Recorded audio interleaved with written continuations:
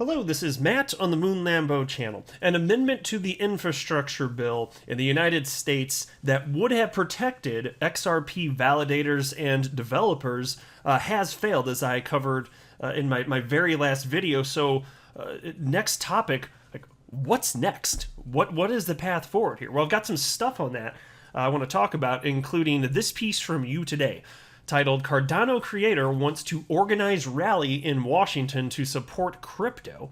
And I've also got a thread from Jerry Britto, who is I think he's executive director. Yeah, there you go. Executive director of Coin Center, which is a DC-based crypto think tank. And he thinks actually at this point, the solution might be more easy than people are really considering at this point. So I want to share with you his perspective, because he's in the heat of it, for real. And then there was this article from CoinDesk. It's titled, I love this title, Gary Gensler's Insane Crypto Policy. You look, call it like you see it. And it's true, though. This is what I'm saying. It is extremely out there. And so nothing against Gary personally, most certainly not. But the way that he's been running the SEC, I don't appreciate the approach at all. The policy and the way that he's behaving, it appears absolutely to be insane.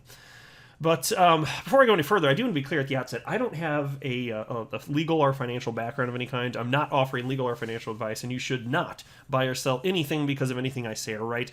I'm just an enthusiast who likes making YouTube videos about crypto-related stuff, but purely as a hobby. Now, here's a tweet. I wanted to share this. There's a tweet from Senator Ted Cruz, and this was from August 8th, so it was before the most recent efforts failed, and he wrote the following. What the Senate said tonight: let's tax the hell out of something we know nothing about so we can pass a giant bill we haven't read and spend the American people's money on stuff we can't afford. It's reckless and harmful. Now, that resonated with me, so I went ahead and retweeted that, and I wrote the following. Senator Cruz nails it here. Politicians seek to implement law on crypto without understanding crypto. They should feel embarrassed about their very public missteps, but they seem to feel no shame. How do they even get their shirts on in the morning? I suspect sorcery. So that's how I feel about it, though. It's ridiculous. And in fact, before I get to, I will in just a moment get to the path forward here, but can I highlight this? Well, of course I can. This is my channel. Damn it, not do what I want. Here's a headline from the Washington Times. This is the type of crap that's getting thrown into the infrastructure bill. A national mile-driven tax pilot program tucked into $1.2 trillion infrastructure bill. And so, mind you, I've been bitching up a storm about this. Again, this is an infrastructure bill, and they threw crypto in it. And as it turns out, infrastructure itself accounts for, the last number that I saw cited was that the total spend within this $1.2 trillion bill, I believe it was 9% of the spend, roughly. Just 9% had to do with actual infrastructure. The rest is pork. It's just pet projects, including crypto. It's just crap is thrown in there. This is how politicians do. It's disgusting to me, but this is what they do. I've been aware of this for a long, long time, most of my adult life. But take a look at this. This is another thing they threw in, which is just ridiculous. The White House's $1.2 trillion infrastructure package includes a pilot program for a national mile-driven tax, contradicting President Biden's previous dismissal of the policy. Tucked within the 2,702-page infrastructure bill is obscure language requiring the Department of Transportation to test the feasibility of taxing drivers for the number of miles they travel. The tax would be broad enough to target any passenger motor vehicles, including light and medium to heavy-duty trucks. Because look, here's the deal. The government, they can never have enough. And then they ask you to do with less. That's what they do, by taxing you more and printing dollars, which takes away your purchasing power because of supply and demand. And then inflation, of course. That's what results.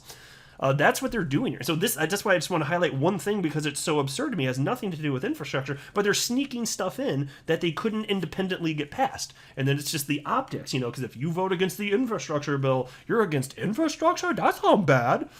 So they just put on all these things that they wouldn't stand on their own.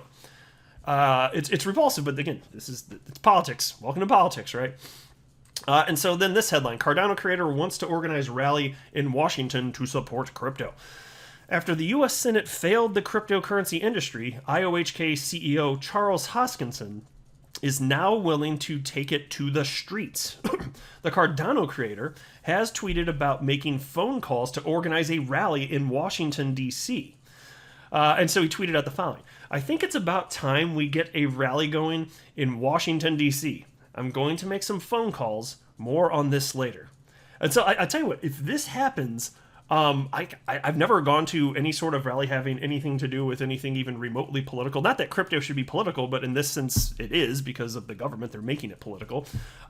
If this happens, I think I would go to this. I really do. Maybe I could even do my first live stream or something. But man, that would be something. But this is something that actually matters, right? And so then there was this. This is from Jerry Britto, who again is the executive director at Coin Center, which is a DC-based crypto think tank. And here's what he had to say. The bad news is that the amendment did not receive unanimous consent, so it will not make it into the bill. And so what he's talking about here is an amendment that would have protected, anyone that's not actually a broker, effectively. So including XRP validators, software developers, miners in the space, just in the crypto space in general, a whole slew of people.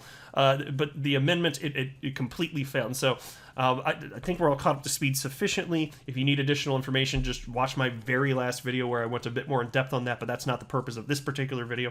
Anyway, Jerry continues. The good news is we're not giving up. Next stop is the House, where we can try to get a whole new amendment from scratch that can address all our concerns. For example, if all that's needed is to make sure that centralized exchanges are brokers for tax reporting purposes, there shouldn't be a need for any new expanded definition of broker at all. Just add digital assets to what's already covered in the code, nothing else. We'll also get a chance to address other concerns with the bill. For example, the reporting requirements that would apply to mere transfers of digital assets from brokers to non-brokers raise serious privacy and civil liberties concerns. A massive thank you to Senators Loomis, Senator Toomey, and Senator Wyden for their valiant effort. We are in your debt. We would never have gotten this far without you. And that's true. Those senators really stepped up, and that was a bipartisan amendment. If you care about that type of thing. I actually don't care if the stuff's bipartisan. To be honest with you, to me, cool if it's bipartisan, I guess, but I don't care. Like, whatever idea is right, like, even if it happens to be on one side or the other, whether it's left or right, like, fine. People get all excited when it's like the left and the right harmoniously come together and this and that. But crypto shouldn't be political, so I would hope that just in general, anything crypto related, it should be easier for the left and the right to come together and govern this sufficiently. And so you did see that here, so that part's good. But you also see people on the left, both the left and the right, that don't know what the hell they're talking about as it pertains to crypto, and they just screw everything up. Anyway, Jerry continues. And you have no idea how lucky you are to have, and then he names a few of his fellow coworkers there at Coin Center. Says, you no idea how lucky you are to have those people on the Coin Center team fighting this fight. It's my honor to work with them every day. I'm going to go collapse and sleep for a couple of days, but like I said, it's not over. See you in a few. And I'd say well-deserved collapsing and going to sleep, because he's been very active with a bunch of threads, and I've shared some of them on my channel here. But again, they're in like the heat of it here.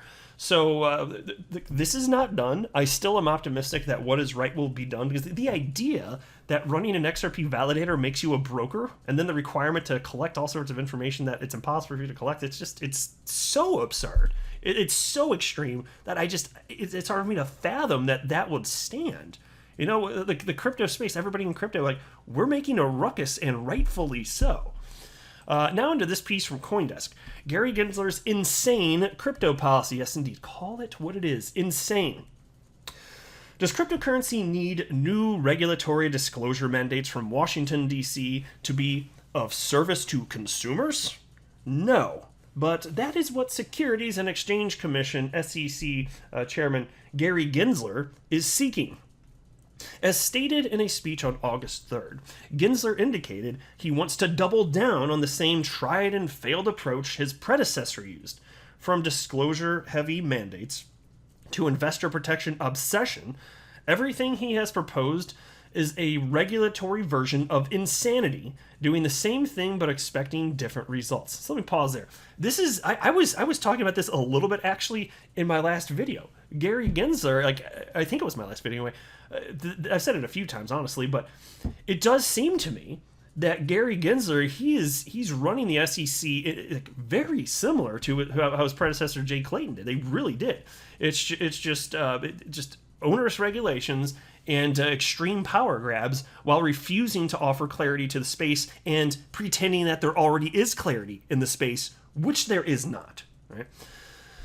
And so anyway, under the guise of technology neutrality, Gensler seeks to force the crypto industry to heel to the SEC. And as he stated, quote, "I think former SEC Chairman Jay Clayton said it well when he testified in 2018, to the extent that digital assets like initial coin offerings or ICOs are securities, and I believe every ICO I have seen is a security, we have jurisdiction and our federal securities laws apply," end quote. Indeed, one would be hard-pressed to find a crypto innovation over which he doesn't want to exert control. Stablecoins? Check. Exchanges? Check. Decentralized finance? Check. That hasn't gone well so far. By any account, the Commission's crypto policy has been a mess. Former Chairman Clayton seemed perpetually perplexed by such new technologies, finally appointing a crypto czar, career bureaucrat Valerie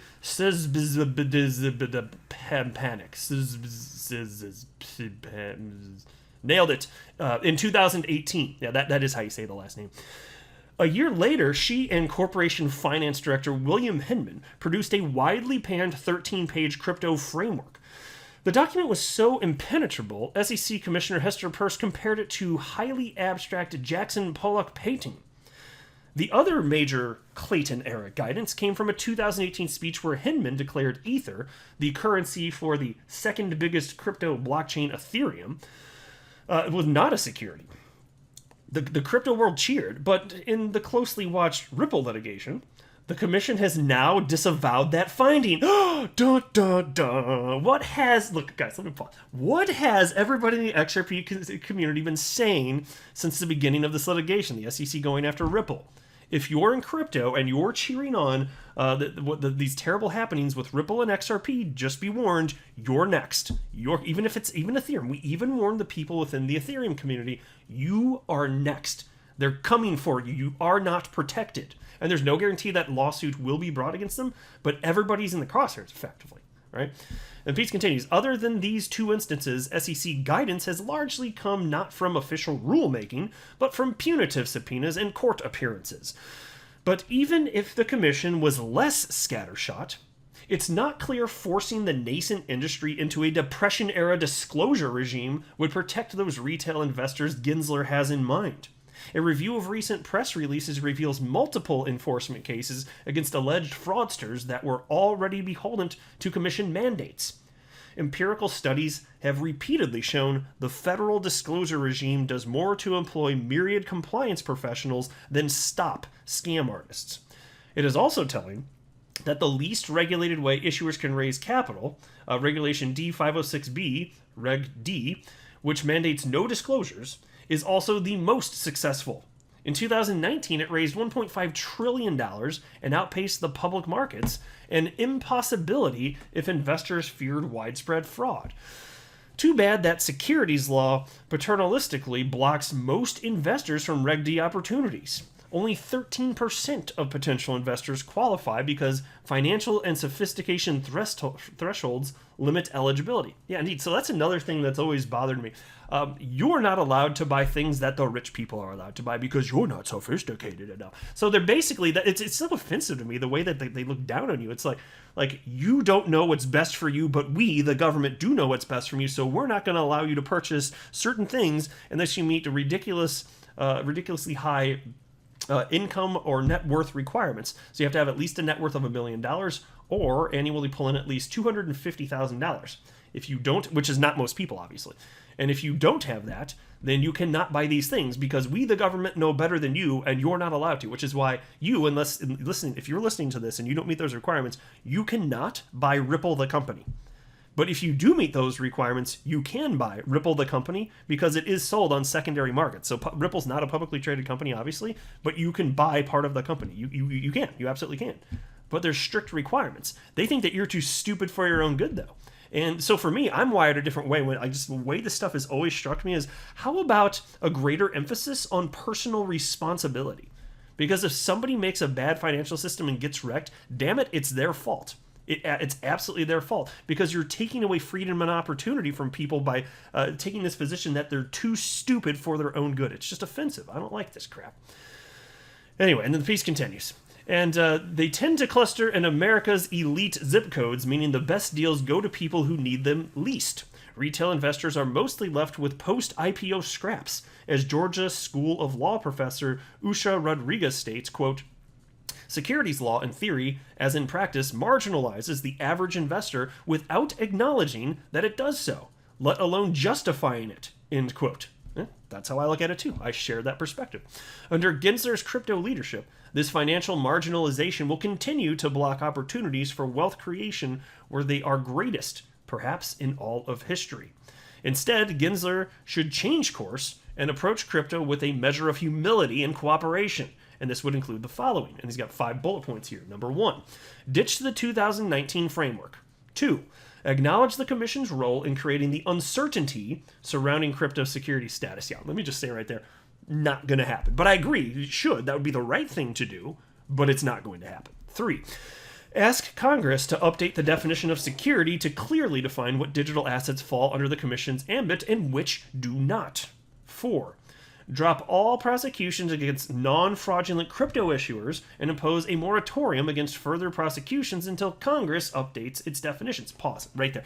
Ding, ding, ding, hitting the nail on the head. Given that there has been confusion, get your ducks in a row, get everything in order, and then proceed. If after you've got everything outlined and it's clear to market participants what would be illegal, what is not illegal, then enforce after that.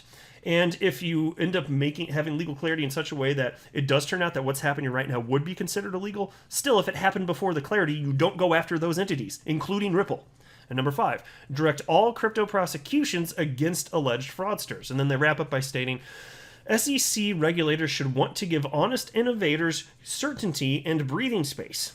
A more circumspect approach would also put major crypto policy questions back to Congress to decide and allow everyday Americans to explore the ingenuity crypto has to offer. And it may make the SEC less insane. Golf clap. I really like that article. I thought that was very well written. I agree with pretty much 100% of it. And I just like the bluntness of it. The title, again, Gary Gensler's Insane Crypto Policy. Yes, call it what it is. It's ridiculous. And again, it's nothing against him as a person, but what he's doing, I could not more fervently disagree with the path that's been chosen here. It's harmful to investors. It's against the mission of the SEC, but this is what we're dealing with. And I'll wrap up there. I'm not a financial advisor. You should not buy or sell anything because of anything that I say or write. That would be a very, very, very bad idea. Until next time, to the moon, Lambo.